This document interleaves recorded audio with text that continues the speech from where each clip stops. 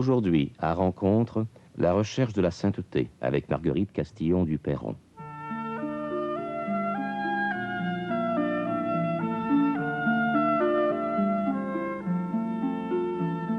Marguerite Castillon du Perron est historienne.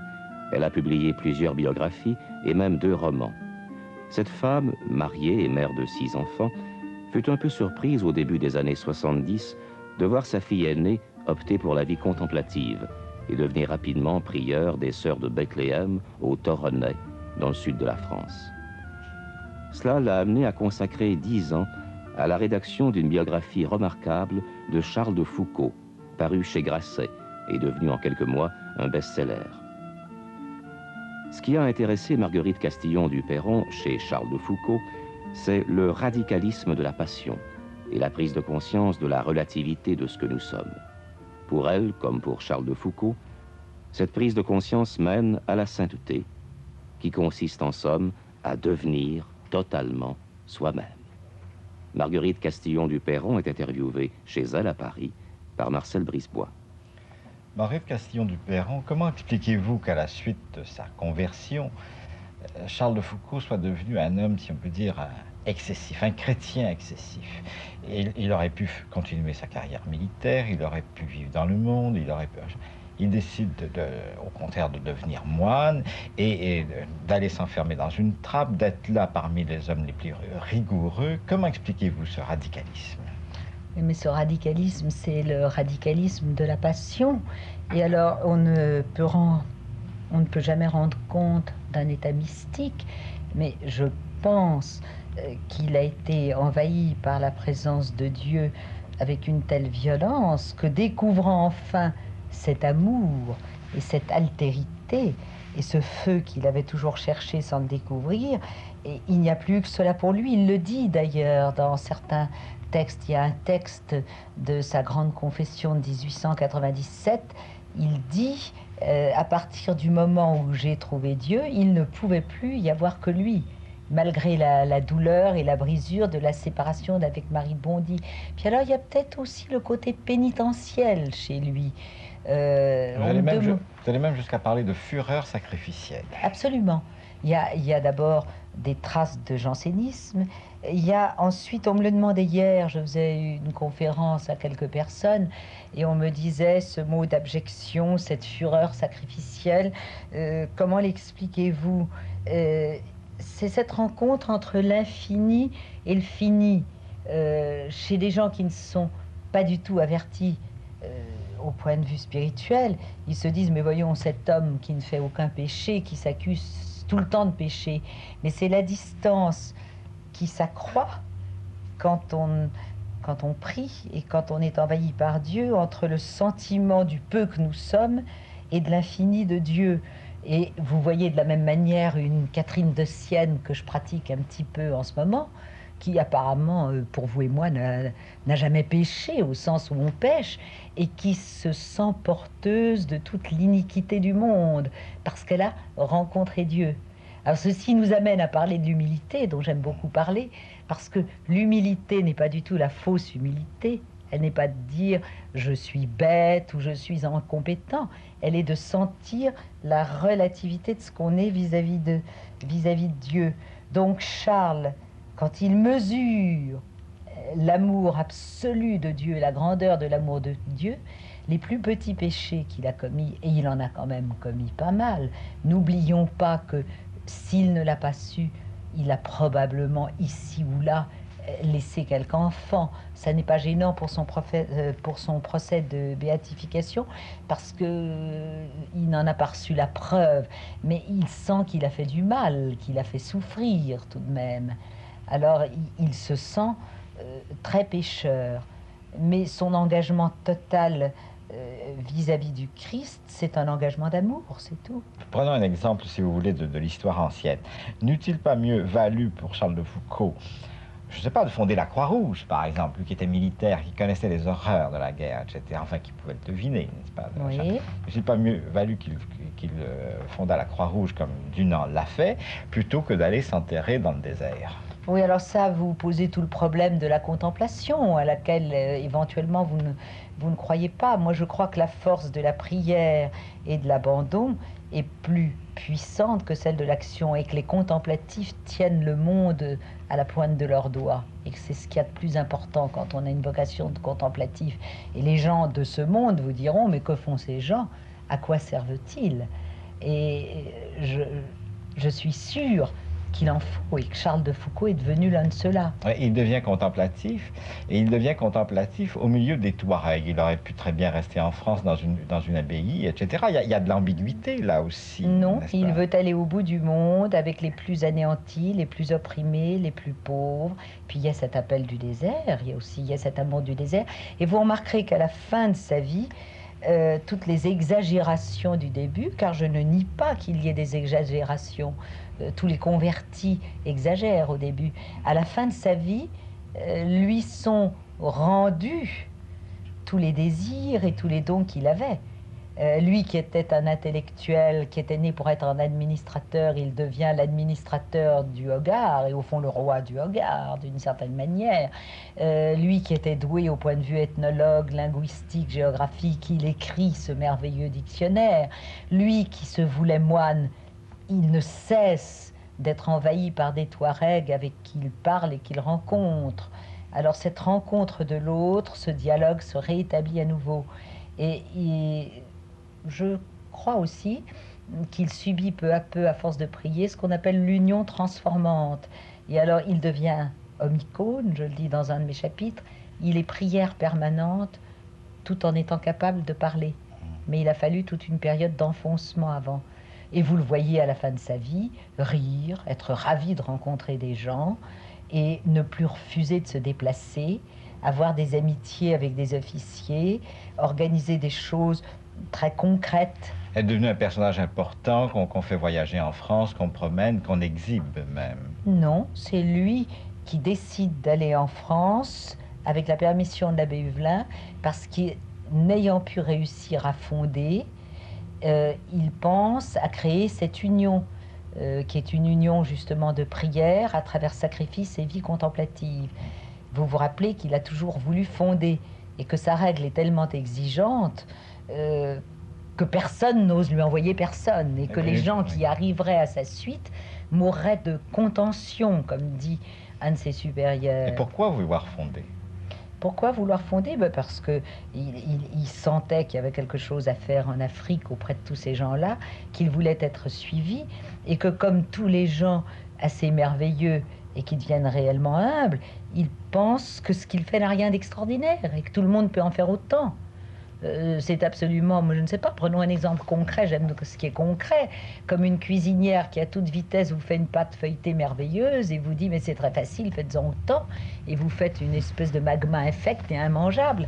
Alors lui se dit, la vie que je mène est normale, qu'on vienne, mais personne ne peut venir parce qu'on en mourrait. Il ne soupçonnait pas à quel point elle était exceptionnelle. Mais non, à ce moment-là, il n'aurait pas été saint, il n'aurait pas été lui. Ça lui paraissait tout simple. Et la sainteté, c'est ça. Bon, justement, nous tournons autour depuis le début de cette entrevue, n'est-ce pas? Qu'est-ce que c'est que la sainteté? Oui, alors je ne prononce pas le mot saint, n'est-ce pas? Jamais. Vous l'avez remarqué? Oui, je suis étonné oui. d'ailleurs. Mais oui, parce que je ne suis pas une dame qui vient moraliser, et un livre n'est pas un acte de vertu, c'est un acte de poésie. Alors je ne prononce pas le mot de saint, et ça n'est pas venu sous ma plume. Il me semble, j'ai bien réfléchi à ça depuis que le livre est paru, que la sainteté, c'est de devenir totalement soi-même, et que ça n'est pas se forcer. C'est que les choses nous quittent. La chasteté, elle est venue à Charles de Foucault. Il a tellement aimé Dieu qu'après toute cette période de débauche, étant passé par l'amour de Marie de Maudit, je crois pouvoir assurer, avec d'ailleurs le Père Voyaume, qu'il n'a plus été tourmenté par ce qui était érotique et sexuel. Ensuite, on dit, cet homme est admirable, il passait ses nuits à prier. Je ne crois pas que c'était un effort pour lui. C'était un bien-être et un besoin. Ensuite, on dit, il ne mange pas. Il distribue tout ce qu'il mange. Mais il est tellement laminé par l'esprit qu'il n'y pense pas. Il donne, ça n'a plus d'importance. Et c'est ça la sainteté. Ça n'est pas quelque chose de conventionnel, et ça n'est pas une austérité qui rebute et qui vous empêche d'être. C'est simplement qu'on a envie d'autre chose. Est-ce que l'entourage de Foucault, à la fin de sa vie, le considérait comme un saint? Oui, et c'est un des éléments qui fait qu'il va être béatifié d'ici à peu près 4 ans. Je reviens de Rome. Sa réputation de sainteté était établie autour de lui. Tout le monde disait, nous avons rencontré un saint. Il émanait de lui un rayonnement tout à fait surnaturel. Et alors les gens les plus agnostiques, et vous remarquerez que beaucoup d'entre ses amis étaient agnostiques et qu'il les respectait comme tels, et qu'il n'essayait pas de les convaincre, eh bien la plupart ont dit, nous avons approché un homme hors du commun. Et c'est un des éléments qui joue pour établir cette sainteté. C'était vrai auprès des Français, mais est-ce que c'était vrai également auprès des peuples du Hogar? Surtout auprès d'eux. Surtout auprès d'eux.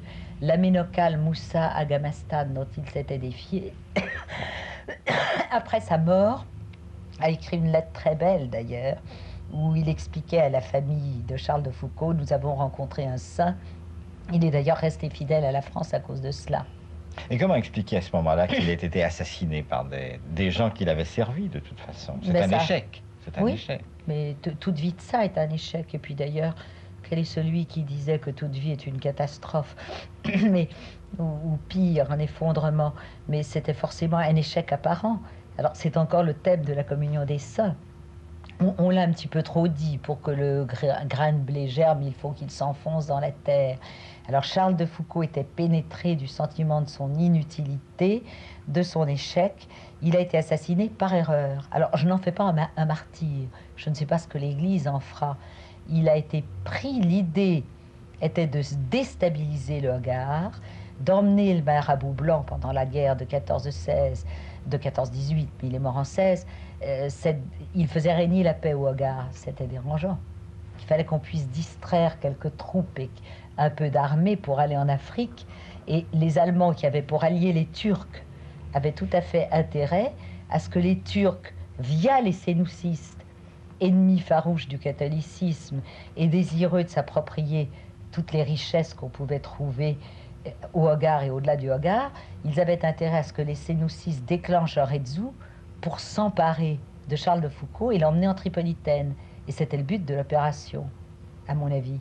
Alors on l'a pris, on l'a fichu à genoux, et puis on allait l'emmener. Mais vous vous souvenez peut-être de mon livre, et puis cela a été raconté maintes fois, on l'a donné à garder à un gamin de 16 ans qui a pris peur en entendant des méharistes arriver et qui a tiré. Ça n'a pas du tout fait l'affaire des gens qui l'avaient pris, parce qu'on en a fait un martyr, justement, ce qui n'était pas souhaitable pour eux. Et aujourd'hui, Charles de Foucault a un rayonnement absolument extraordinaire, dû peut-être moins à la vie que l'on connaît à peine, ou enfin que vous venez de révéler d'une façon quand même assez exceptionnelle, sous un jour absolument nouveau, que grâce à ses écrits. Et vous-même, comme écrivain, comment jugez-vous ces écrits spirituels de Charles de Foucault? Ces écrits n'étaient pas tellement connus, je suis désolée de vous contredire, mais il y avait eu beaucoup de livres sur Charles de Foucault. Quand je fais un livre, il y a toujours, vous savez, il y a toujours 300 livres qui parlent de la même personne et qui répètent ce que un ou deux bons livres ont déjà dit.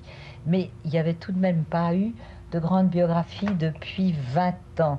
Et celle qui existait ne me convenait pas. Alors, ces écrits de Charles de Foucault sont faits dans le style du temps. Il écrivait au crayon pour méditer, sans songer que ça ne serait jamais publié. Ça l'est aujourd'hui. C'est très répétitif. Ce sont des écrits d'amants passionnés au pied de la croix pendant des nuits entières. C'est assez sévère à lire par moments. Et puis il y a tous les adjectifs, tout le ton de l'époque. Et j'ai eu assez de mal à me dépouiller de tout ça, à citer certains écrits sans empâter le livre et le rendre illisible. Mais alors, tout de même, ce qui est très important, c'est toutes les familles spirituelles qui naissent de lui. Alors, il est inspirateur et pas fondateur. Beaucoup de gens se réclament de lui et beaucoup de gens disent se convertir à travers lui. Alors, on ne voit pas des mains repoussées, mais il y a des miracles tout intérieurs. Mais d'où vient cette fascination? Parce qu'à lire l'ouvrage que vous avez écrit, il reste que Charles de Foucault me semble demeurer profondément un homme du 19e siècle, par ses idées, par sa pensée, sa sensibilité. Alors vous, il ne vous fascine pas? Je ne dis pas qu'il ne me fascine pas, je dis qu'il me semble demeurer un homme du 19e siècle, et je me demande en quoi vous le trouvez moderne. En quoi échappe-t-il précisément à ce 19e siècle? Il est tout de même très moderne, dans la mesure où, au lieu d'agir comme les missionnaires de l'époque qui distribuaient des communions et des baptêmes, il respecte la liberté des gens. Il est simplement une présence de prière au cœur du Sahara. Il est tout de même très moderne dans le sens où il prévoit tout l'avenir de l'Afrique, tout ce qu'on peut y faire, des lignes d'avion, des chemins de fer, des routes, et il est plus encore moderne parce que c'est un homme de l'absolu, de l'exigence. C'est tous ces garçons qui partent à Katmandou, qui plaquent leur famille, qui vont au bout du monde pour faire Dieu sait trop quoi. Eh bien lui, il échappe à tout, mais il ne se borne pas qu'à ça, il découvre le Maroc. Ça me paraît tout de même assez moderne. Et puis alors, ce goût d'aller jusqu'au fond de son propre être et de faire tout ce qui lui vient à l'esprit. Ça c'est très moderne aussi. Je pense que c'est un homme de tous les temps, et donc un homme moderne. Et cette passion est bien celle d'aujourd'hui.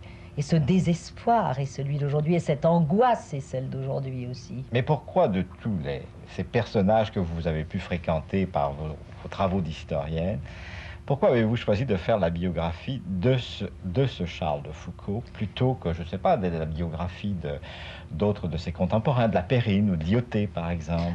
Parce que je m'intéresse aux problèmes de Dieu, aux problèmes de la conversion, et que pour moi, écrire, c'est me transformer, c'est réfléchir, et que à travers Charles de Foucault, j'ai relu et étudié Thérèse d'Avila, et que j'ai été en compagnie de quelqu'un qui me passionnait et qui, en très grand par rapport à moi,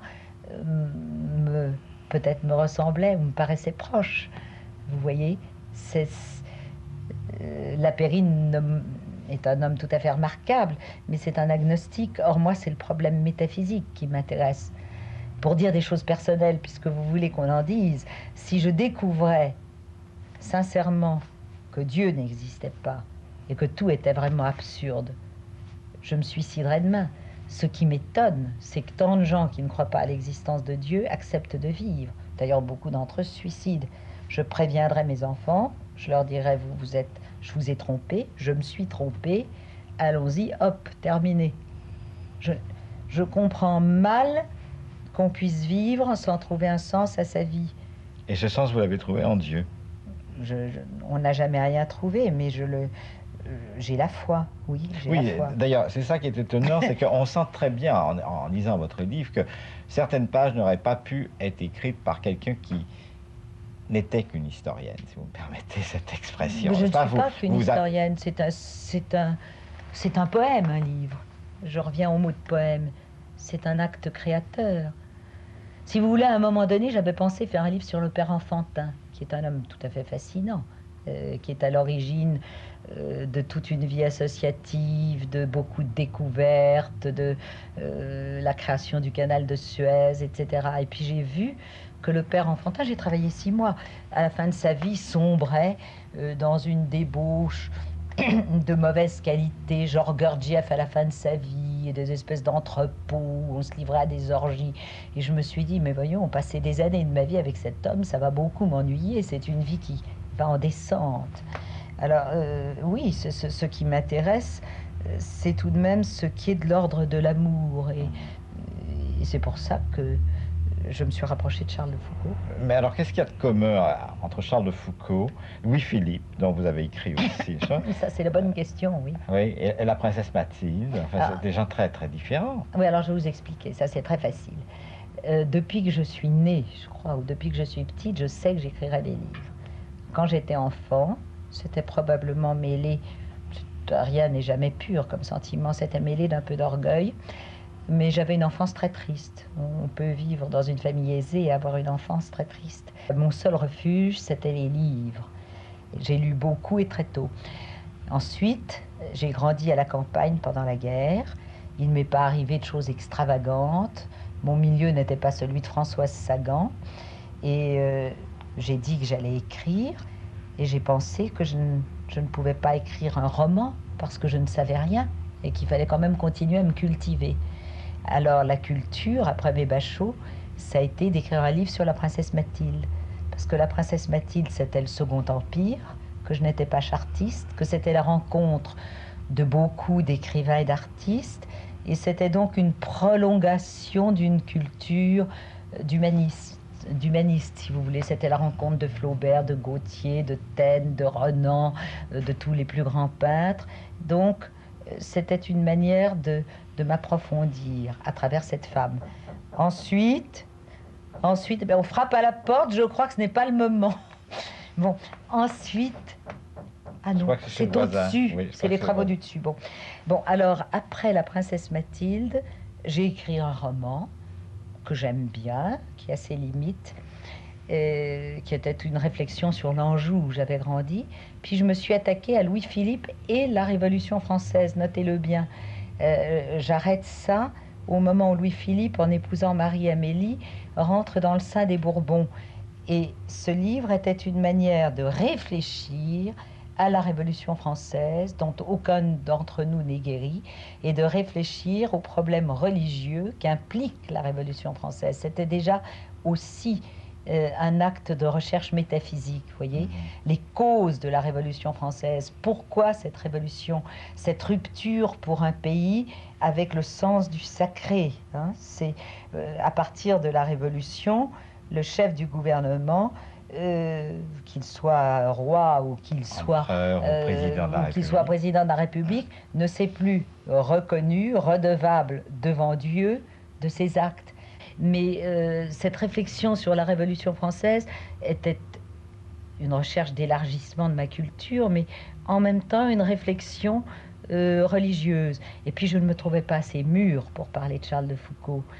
Et arrivé à maturité, on le voit à la télévision, je n'ai pas 25 ans, j'ai pensé que c'était le moment ou jamais d'aborder ce qui avait de plus dur, c'est-à-dire la vie d'un saint et des problèmes d'ordre religieux, parce qu'il y a tout de même le secret du roi, il y a un mystère de l'être dans sa rencontre avec Dieu. Et je me suis dit, c'est maintenant ou jamais. Et donc j'ai essayé de le faire.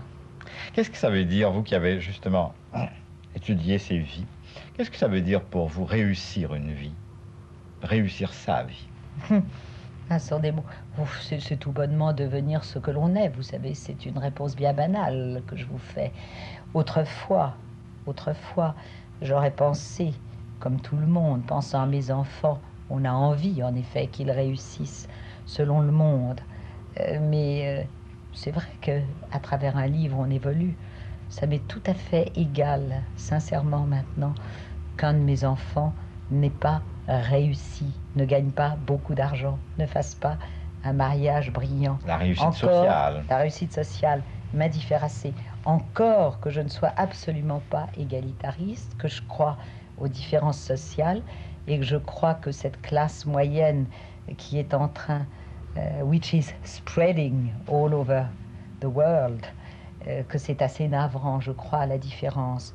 Mais pour moi, réussir sa vie, c'est faire son unité, n'est-ce pas? Et c'est agrandir le vase. Et à quel prix, par quels moyens? Pour chacun, c'est différent, la voie. Mais probablement, il n'y a pas de recette. Mais j'ai une image que je donne souvent à mes enfants, puisque je crois à Dieu. Je crois à l'enfer, je crois aux démons, je crois aux anges, des tas de choses qui sont refusées. Une religion maintenant. dite assez traditionnelle. Je ne sais pas si c'est traditionnel, puisque depuis 40 ans, on n'en parle plus. Je crois que c'est nouveau, au contraire, et assez moderne. Mais je crois que l'idée, c'est d'agrandir le vase, comme disait l'abbé Huvelin.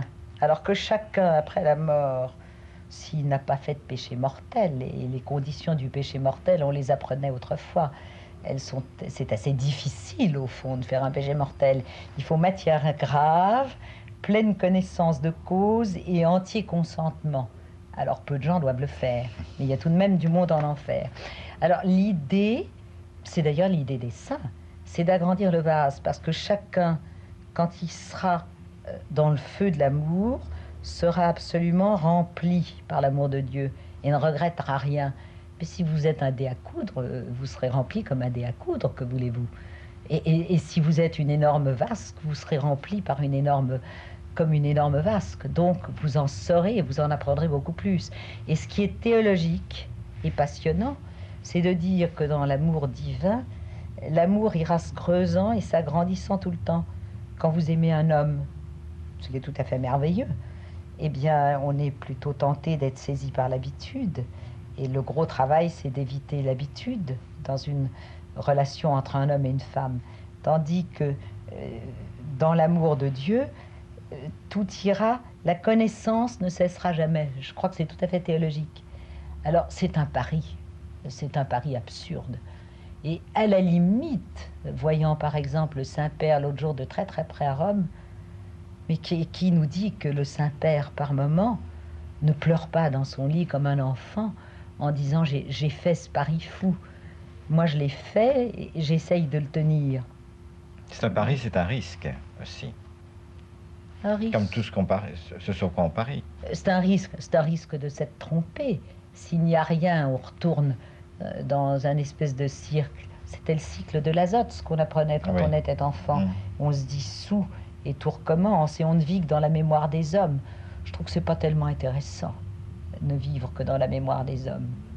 Et je ne peux pas imaginer que ce qu'on a pressenti de merveilleux et d'absolu ne nous soit pas donné une fois.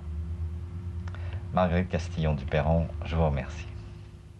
Rappelons que Madame Castillon du Perron est historienne. Elle a publié récemment chez Grasset une biographie remarquable de Charles de Foucault. Cette vie de saint, en somme, n'est pas ce qu'il est convenu d'appeler généralement une vie de saint. Il s'agit vraiment d'une biographie intelligente, sérieuse, très bien documentée, qui permet de découvrir Charles de Foucault sous tous ses aspects.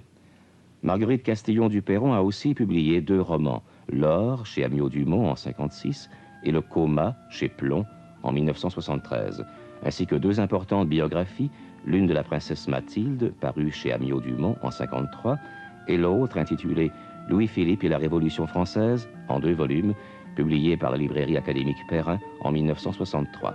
Enfin, Madame Castillon du Perron a fait paraître à son retour de Chine, Vivre en Chine, chez Detlef Brouwer en 1968.